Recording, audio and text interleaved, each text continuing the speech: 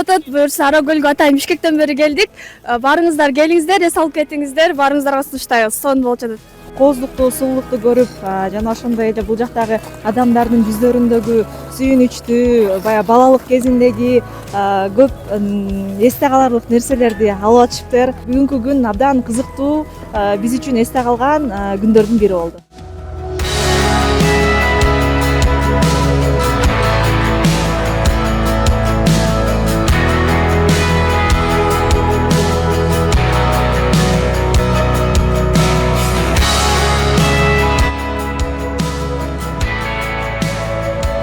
Ара Көлдүн ачылганына 5 жыл болду. 5 жылдан бери катокто муз тээп, коньки тепкенди өзүм өздөштүргөм.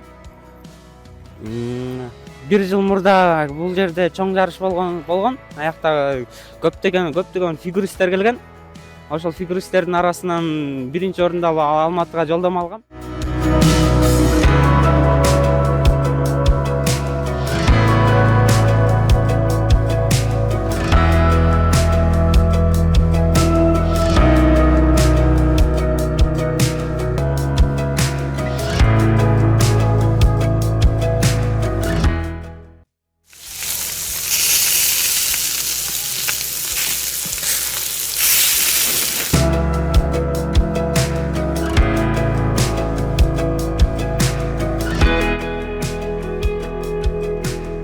Багилерди иштетип атабыз. Мотоцикл, квадроцикл, мини баги.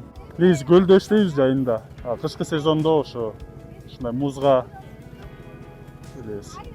Сезон негизи могу кышкы каникул 31 декабрдан каникул бүткүчө 10-12 күн эле жакшы болот. Ошол моментте күнүнө 25-30 миң сомго чейин табабыз.